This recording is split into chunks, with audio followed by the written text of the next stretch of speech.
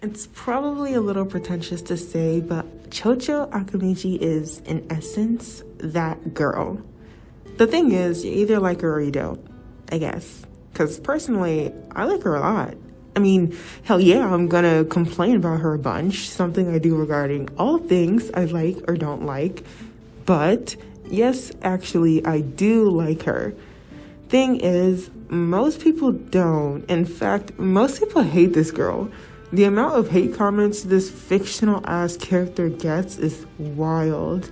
Like, if they maybe as like some sort of promotion strategy thing, if like North America Viz Media or whatever, whoever makes the show, if they did this like ongoing promotion thing where some of the characters were given like automated Twitter accounts or something, I'm telling y'all, this girl Chocho would get eaten up every day. Okay, so why? How come so many people hate this girl so much? I'm not gonna beat around the bush about it. First of all, many people hate Chocho for the same reasons most every character of the new generation gets hate. They're one-dimensional. Simple as that. These characters barely have external and internal conflicts, beliefs, and fears, which keeps them from growing. Without these things, among other things, it makes it essentially impossible to create an entertaining or otherwise productive character/story arc. Most importantly, it makes that character bland. Honestly, this writing problem in Boruto is even worse, given that there's an attempt to give these kids their own personalities, meanwhile making them, quote-unquote, like their parents. And the thing is, that is precisely the problem. Fucking obviously, that's the fucking problem, okay? These kids need to be their own characters first and foremost. And today, we will begin rectifying that with Chocho, because I kind of like her. So, to be honest, I'll argue that there's nothing inherently wrong with the modified kimono Chocho wears. I just don't really like it. Like, it's not ugly or anything per se, but the thing is, I have a personal belief that when it comes down to character design, like, I think about it a lot from the perspective of narrative. The way your character dresses has a lot to do with who your character is. Are they strangely neat, or are they frustratingly messy? Are they a formal, reserved person, or are they outgoing and an open book? Male, female, or ambiguous?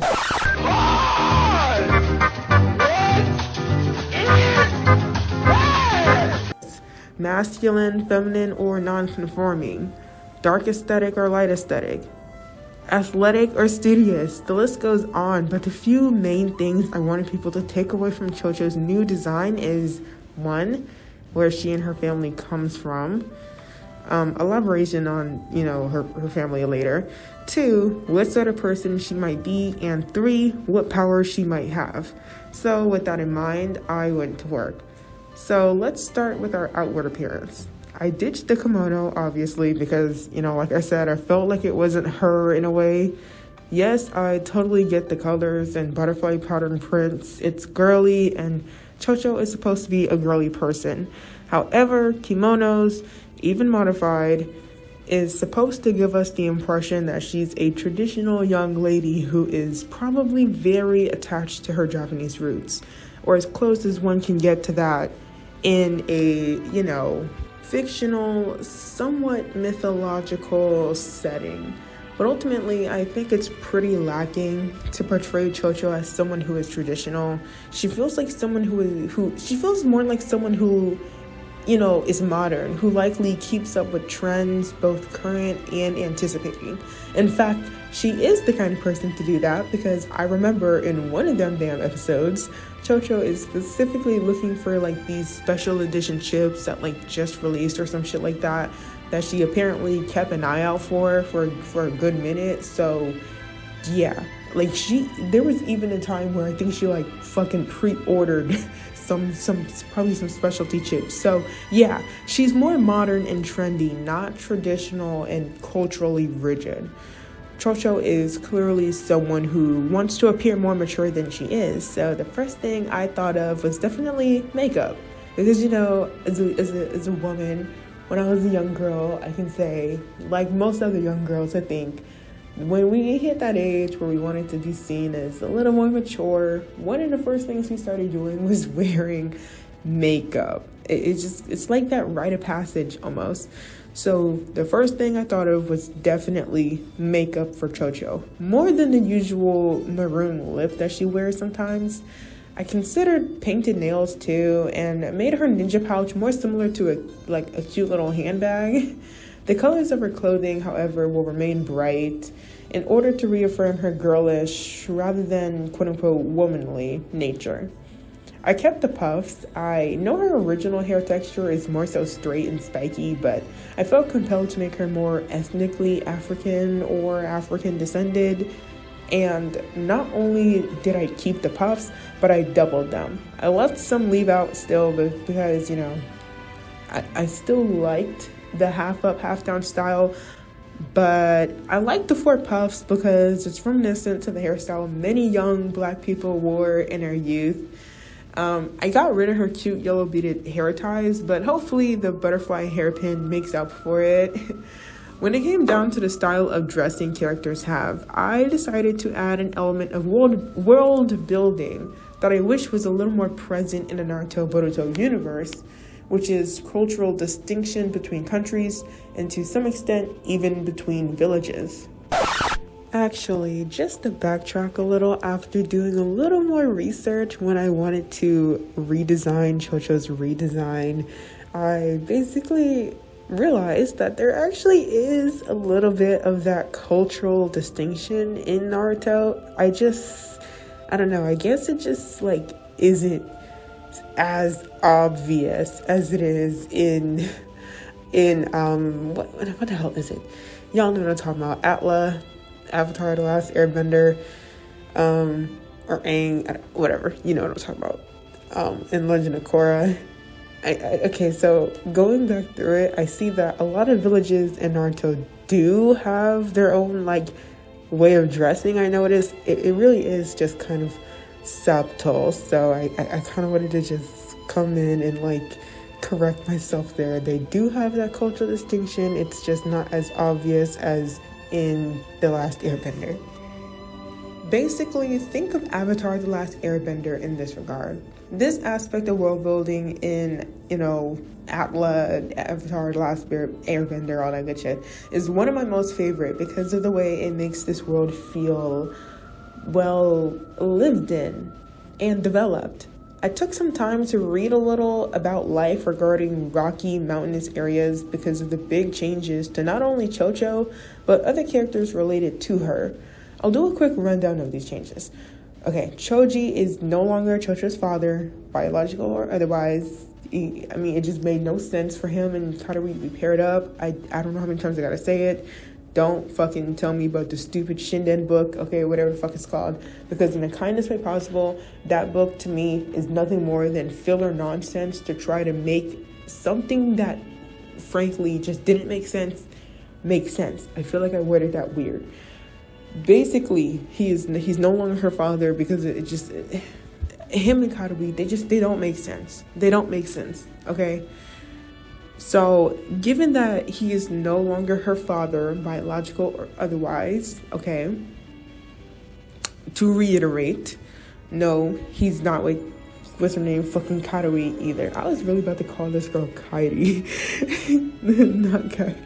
Not Kairi, but Katori. He's not with Katori, I don't care what no one says. There's just no reason for this couple to exist. And don't tell me, I'm gonna keep saying it, don't tell me about this stupid book, okay? If you need a book to explain away a horrible, poor writing decision, okay, if you need a book to explain something previously made canon out of nowhere at that, then it's something poorly written, and honestly, you shouldn't have fucking put it in there in the first fucking place. Don't throw it in there if you can't find out how to make it make sense within the world that is already canon, instead of having to add more information later to make it make sense. That's all I'm trying to say. So, while Choji is no longer Chocho's father, right, her mom is still Katori. Okay, Karui is still her mom. Her father is a man from a smallish clan from the land of Earth. I know y'all are already gonna hate this. You're like, a fucking OC? An OC, Latrina? Are you an OC? Yes, an OC, god damn it. Because I couldn't really think of anyone else. I think at one point I did consider, what the fuck is his name? Darui? I don't remember his name. The dude who was always with Karui, at one point I did consider him, but I can't really remember the thought process that went into it. Eventually I just kind of let him go and just settled on an OC, because, you know, why not, I guess. Anyway, her father is a man from a smallish clan from the land of Earth. His name is Odo Hideyoshi. He comes from a decent-sized village that we'll call it the village of Nanu, a settlement among the Rocky Mountains encircling the land of Earth. This natural barrier serves the same purpose as things like the Great Wall of China, you know, keeps the insiders in and the outsiders out, for the most part. Karui has retired from ninja work, embracing the era of peace. She now owns a shinobi arts facility, which is quickly becoming popular for its elite trainers, weaponry, and televised shinobi arts sparring. This is basically the equivalent to the pro bending sport in The Legend of Korra.